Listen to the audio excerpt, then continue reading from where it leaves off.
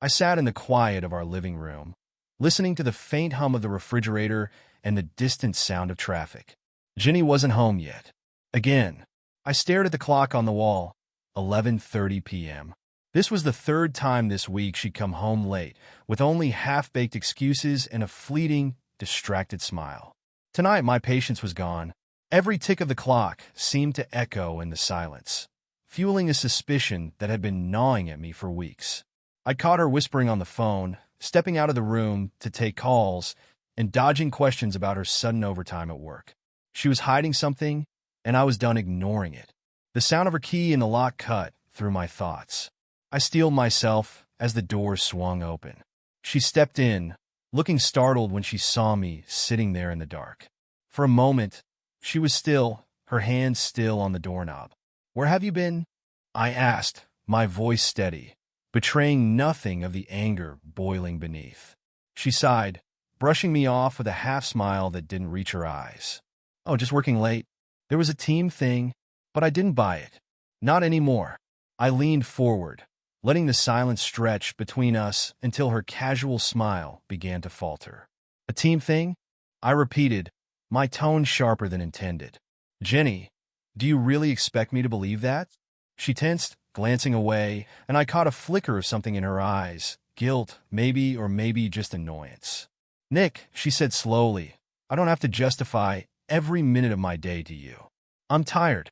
Can we just not do this right now?" It was the final straw. For weeks, I'd been pushing down the suspicion, second-guessing myself, trying to be understanding. But now I was done being understanding. "Who was he?" I asked, keeping my voice low, each word deliberate. The question hung in the air, and she froze. Her face went pale, her lips parting as if she'd been caught off guard. For the first time in a long time, she didn't have a quick response, didn't brush it off or try to laugh. Instead, she just looked at me, her eyes wide with something that looked like fear. Finally, she recovered a defensive edge in her voice. "This is ridiculous, Nick. You're being paranoid." "Am I?" I shot back, standing up, feeling the heat of anger radiate through me. "Because lately you seem to have a lot of team things and late nights that don't add up. So, tell me, who is he?" She held my gaze for a moment, then looked away, her jaw tightening. I could see her mind working, trying to come up with something, but the silence stretched long enough to confirm what I already knew. There was someone else. Her voice, when she finally spoke, was careful, too calm. "His name is Tom," she admitted, crossing her arms defensively. "He's just a friend. We've been hanging out a little after work." "That's it? Just a friend?" I repeated, feeling a bitter laugh bubbling up, but it came out as more of a scoff. Friends don't make their spouses feel like strangers. They don't make them wonder if every late night is a lie. "Why are you making this into something it's not?" she snapped, finally dropping her mask of calm. Her eyes were hard now, a spark of defiance flaring. I needed someone to talk to. Someone who didn't constantly watch my every move, waiting for me to mess up. "So that's what this is about?" I said, taking a step closer. "On the problem here? You're blaming me?" She shook her head, frustration etched into her face. "Nick, you're suffocating. Everything has to be perfect, planned. God forbid I have a friend or a life outside of this marriage." A wave of disbelief washed over me. "Is that what you're telling yourself? That you're justified because I'm suffocating?" "This isn't about control, Jenny. It's about honesty. I don't even recognize you anymore." For a second, her expression softened, and I thought maybe she was about to admit something, to explain herself. But then she straightened, her face hardening once more. "Nick, I'm leaving," she said, her voice calm and cold. "I'll talk to you when you're ready to stop being paranoid." Without waiting for a response, she turned and walked toward the door. My pride told me to let her go, to let her make the choice. But I couldn't stop myself. I moved after her, grabbing her arm just before she reached the door. "Jenny, if you walk out that door, you're making a choice. You leave, and I'm not going to wait around while you decide if I'm worth it or not." She looked down at my hand on her arm, then back up at me with a strange mixture of resentment and something else I couldn't quite place. "Nick," she said quietly, "you can't control me. Not like this." With a firm tug, she pulled her arm free, her expression unyielding.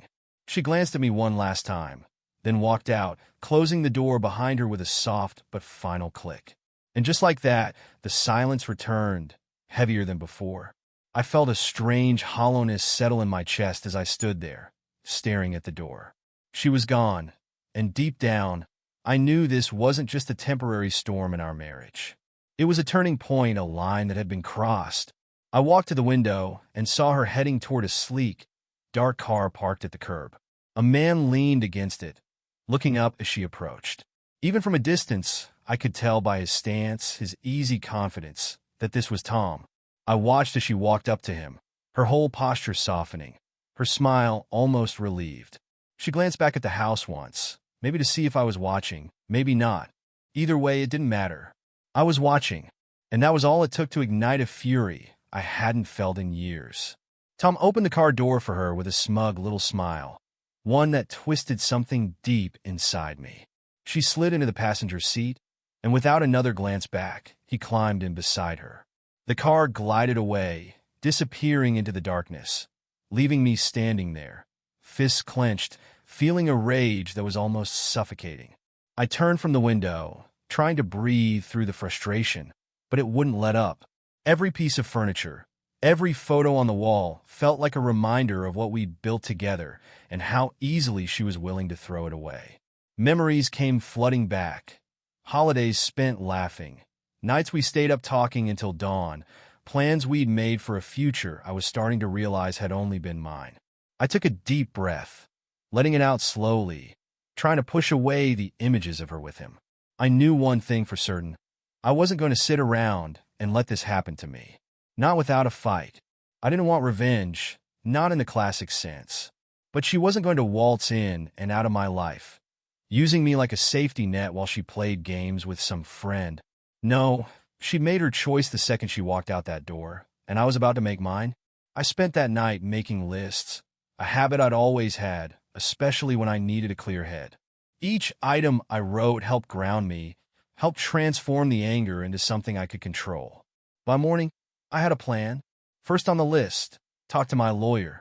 The following day, I sat across from Alex, my lawyer, in his office.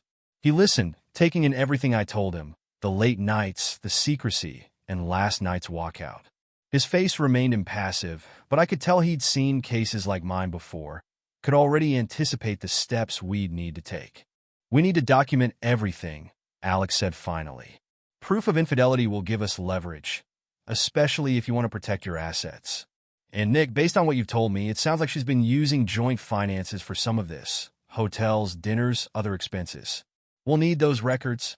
Hearing it out loud somehow made it feel real in a way it hadn't before. This wasn't just an argument. It was a fracture that couldn't be mended. I'll start gathering everything I can, I said. Whatever it takes. Alex nodded, already making notes. Good. This'll take time, but the more we have, the better. I'll contact a private investigator to help document her whereabouts. You won't have to do this alone. Leaving his office, I felt a cold resolve settle over me. This wasn't the life I'd wanted, but it was the life I had now, and if Jenny thought she could just come back after everything, she was sorely mistaken. Days turned into a blur of preparation. I dove into the process with a single-minded focus, combing through bank statements, collecting receipts, and scrutinizing every detail of our shared finances. Each transaction was another reminder of what she'd taken. Weekend getaways, dinners at places I'd never heard of, and charges from hotels that stung like an open wound. Every piece of evidence brought me closer to the reality I hadn't wanted to face. She'd been leading this double life for months, and she'd funded it with the life we'd built together. Alex moved quickly, too, enlisting the help of a private investigator named Marlon. Marlon was methodical, discreet, and relentless in his work, updating me every few days with snapshots and time-stamped records. It was as though I were peeling back layers of a stranger's life. Images of Jenny meeting Tom in dimly lit bars, laughing with him in restaurants, slipping into his car like it was the most natural thing in the world. Every photo left a mark, but I pushed it down, burying the pain with a determination to see this through. As the weeks passed, the evidence stacked up. Alex called me one morning to let me know he'd received copies of their text exchanges, confirming the affair in explicit detail. Reading their messages, filled with promises and late-night rendezvous, was a special kind of torture. But the anguish turned into fuel. This wasn't just about making her pay. It was about taking control of my life again. Then, a week after our last update, she returned. It was early evening, and I'd just gotten back from a run when I saw her car pull into the driveway. For a second, I considered staying outside, letting her find her way through the locked doors and silence. But I was tired of hiding. I wanted her to face me, to see that I wasn't the man she'd left behind. Jenny stepped out of the car and walked toward the front door, hesitating when she saw me watching her from the window. She looked different somehow. The confident, defiant woman who'd walked out was gone. She seemed smaller, unsure of herself as she knocked and waited, knowing I could see her, but not responding. I opened the door, not saying a word, just standing there, arms crossed, waiting for her to speak. She cleared her throat, shifting on her feet. "Nick, can we talk?" I raised an eyebrow, staying silent. She sighed, exasperated, but there was a flicker of desperation in her eyes. "Look, I know I made a mistake. I wasn't thinking straight. I want to come back. Can we just try again?" A laugh escaped me before I could stop it, short and humorless. "Come back," I said, my voice cold. "Jenny, you left. You made your choice when you walked out that door. You chose him, not us." "Him?" Her face fell, and she looked down, maybe realizing for the first time just how final this all was. It wasn't supposed to go this far. It was just supposed to be a break, a way to breathe, to figure things out. I felt anger flare up again, bitter and sharp. "A break?" I stepped closer, and she backed away, her eyes wide. "You don't get to figure things out at my expense, Jenny. You used our life, our home, our trust as a playground to breathe. And now you think you can just come back." Tears welled in her eyes, but it was hard to tell if they were tears of remorse or frustration. "Nick, I'm sorry. I know I hurt you, but we can fix this. We were good together once, weren't we?" "Once," I agreed, feeling the weight of the words settle heavily between us. "But not anymore." She pressed her hands together, looking up at me with a pleading expression. "Please. I've ended things with Tom. I want to come back. I was stupid. It was a mistake." I let her words hang in the air for a moment, letting her see the finality in my expression. "Your things are in the garage, Jenny. I've packed everything. You can pick them up, but you're not coming back inside. Not now. Not ever." She stared at me, her face crumbling as she realized I meant it. There was no argument left, no more words that could undo what she'd done. Finally, she turned, walking slowly to the garage as if in a daze. I closed the door, feeling an odd sense of peace settle over me. This was the end of us, and I felt free. I watched from the window as Jenny opened the garage door and stepped inside. She hesitated, taking in the neatly stacked boxes with her name scrawled across each one in marker. I had packed everything meticulously: her clothes, her books, her keepsakes, all the remnants of a life we had shared. I'd even included the little ceramic elephant she'd insisted on bringing back from our trip to Thailand. It was all there, but now it was nothing more than stuff to me. She lingered over the boxes, one hand reaching out to trace her fingers along the edge of one of them. For a moment, I almost felt something, nostalgia, maybe, or the ghost of the affection that had once defined our relationship. But the images of her with Tom, the lies, and the betrayal flooded back, hardening my resolve. After a while, she began loading the boxes into her car, moving slowly, like each box weighed 100 pounds. I wondered what was going through her mind, if she regretted it all, or if she was just regretting that she'd been caught. Part of me wanted her to turn around, to say something meaningful, something that would explain everything, give me closure. But instead, she worked in silence, her face expressionless. When the last box was finally loaded, she closed the trunk and looked up at the house. For a moment, I thought she might come to the door again, make one last attempt. But she didn't. She simply climbed into the driver's seat, gripped the steering wheel, and sat there, staring ahead. Eventually, she started the engine, and without another glance back, she pulled out of the driveway. The silence that followed was different, deeper somehow. I stood there in the empty house, feeling the finality of it sink in. She was really gone. Over the next few days, I set about erasing the last traces of her from my life. I changed the locks, blocked her number, and went through each room, removing any lingering reminders of her presence. I took down the photos, cleared out the little things she'd left behind, and with each small task, I felt a little lighter. One night, I gathered up a few last items, a photo album, a handful of her old notes, and a couple of souvenirs we'd collected over the years, and tossed them into a cardboard box. I drove to the storage unit I'd rented, placing the box on a dusty shelf in the far corner. They were just things, but I couldn't bear to have them in the house any longer. They belonged to another life, a life that no longer existed. The next morning, I called Alex to tell him we were moving forward with the divorce. He seemed unsurprised. After all, he'd already seen what I had seen. I didn't want revenge. I didn't want to drag it out. I just wanted to close this chapter and leave it all behind. In the weeks that followed, I began to feel a strange sense of peace. The anger had faded, replaced by something calmer, steadier. I was starting fresh, and though the road ahead looked uncertain, it was mine to walk alone. 2 months later, I sat in my new living room, the walls freshly painted, the furniture my own choice. For the first time in years, I felt settled in a way I hadn't when Jenny and I shared a space. This place wasn't tainted by memories of her or our past. It was my space, my sanctuary. I'd chosen a modern apartment on the other side of town, far from the house we'd shared and the reminders of what I thought our future would be. This was a clean slate, a chance to redefine who I was and what I wanted. I filled it with things that felt like me. A leather couch, shelves for my books, a sleek coffee table that I'd built myself, pouring hours into sanding and staining the wood until it gleamed. Oddly enough, in the midst of the turmoil, I rediscovered an old love for woodworking. It was something I hadn't touched in years, sidelined by life, work, and the never-ending compromises of marriage. Now, I found solace in shaping raw wood, turning it into something purposeful and beautiful. Each piece was a reminder of the resilience I was building within myself. One weekend, I signed up for a woodworking workshop at a local maker studio. It was there that I met Emily. She was standing beside a workbench, her hands dusted with sawdust, frowning intently at a crooked bookshelf she'd been building. She had a soft laugh, and when she asked for help fixing her mistake, I couldn't help but smile.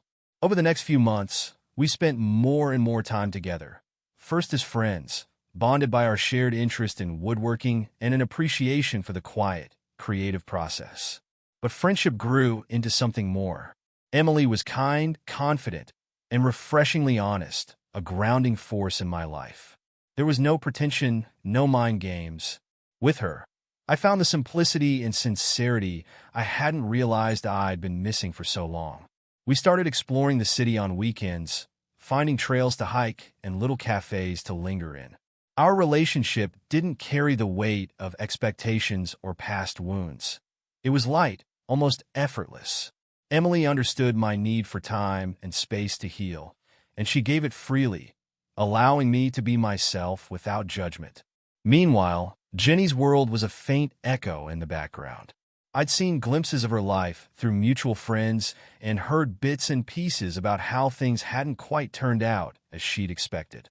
Tom, her so-called friend, had drifted away, unwilling to support her when things got hard. Friends she'd once been close with had distanced themselves, either out of judgment or because they couldn't support what she'd done. I heard she'd moved into a smaller place, the kind of apartment that made it clear just how much her life had shrunk. But I rarely thought about her. Instead, I focused on the life I was building, the new goals and passions that were taking root. My woodworking hobby had turned into something more, and with Emily's encouragement, I started selling a few pieces at local craft fairs. The work was challenging, but each sale, each compliment from a customer, felt like another step forward. My satisfaction didn't come from knowing Jenny was struggling. It came from the peace I'd found, the freedom of knowing I'd rebuilt a life of my own, far away from betrayal and resentment. This was my quiet victory, my way of moving on. The wounds Jenny had left were healing, and with Emily by my side, I felt ready for whatever came next. A year passed in what felt like the blink of an eye, yet every moment was fuller, richer than anything I'd experienced before. My life, once tangled in the bitterness of betrayal, was now vibrant, peaceful, and entirely my own. Emily and I had grown closer, and though we hadn't moved in together, we spent weekends at each other's places, slowly weaving our lives together in a way that felt right and true. My woodworking hobby had blossomed into a small business. Orders came in steadily now, mostly through word of mouth, and I'd started taking on custom projects for local clients. Each piece I crafted felt like a testament to the new life I'd built. I'd pour hours into each design, hand-picking the wood, honing every curve, and polishing the final product until it was just right. It was work that grounded me, a reminder of how far I'd come. Emily supported me in ways I hadn't even known I needed. She encouraged me when I felt overwhelmed, celebrated my wins with me, and even helped me sand down rough pieces, laughing as we worked side by side in my garage-turned workshop. Being with her was a simple, natural joy. She brought lightness into my life, a contrast to the darkness that had weighed on me for so long. One evening, after a particularly long day in the workshop, Emily and I took a drive out to the hills just outside the city. We'd packed a simple dinner and a couple of blankets, planning to watch the sunset. As we settled on the grassy hill, the sky glowing in shades of pink and gold, I felt a surge of gratitude for everything that had led me here, even the painful parts. "Thank you," I said quietly, breaking the silence as we watched the sky darken. She looked over, a gentle smile on her face. "For what?" "For this. For being here. For helping me remember that life could be good again." She leaned in closer, her hand finding mine. "You don't need to thank me, Nick. I'm just glad you're here, too." As we sat there under the stars, I realized that I was happier than I'd ever thought I could be. I had rebuilt a life that felt solid, grounded, and true. And, more than that, I'd found someone who genuinely understood me, not as a lifeline or a rebound, but as a partner. A few weeks later, I received a call from an old friend. He'd run into Jenny by chance, and without going into too much detail, he mentioned that she'd asked about me. She wanted to know if I was okay, if I'd moved on. He told her I was doing well, and apparently, she'd looked almost relieved. Hearing her name stirred something in me, but it wasn't the old bitterness. It was something closer to compassion, a recognition that, despite everything, she was human, flawed, and struggling. I didn't wish her harm, nor did I want to rekindle any part of what we'd once had. Our story had ended, and I had no desire to reopen it. That night, as I lay in bed, I realized I felt no resentment, no anger, only a quiet, enduring sense of peace. I'd come through the fire, and I was stronger for it. Jenny was a chapter 1 had closed, a lesson learned. Now, my life was mine to shape, full of possibility, grounded in the present. Emily rolled over beside me, her hand resting gently on my shoulder. I glanced over at her, feeling a surge of gratitude that, in the end, everything had turned out exactly as it should have. This was the life I was meant to live, and as I drifted off to sleep, I felt a deep, unshakable certainty that finally, I was exactly where I was supposed to be.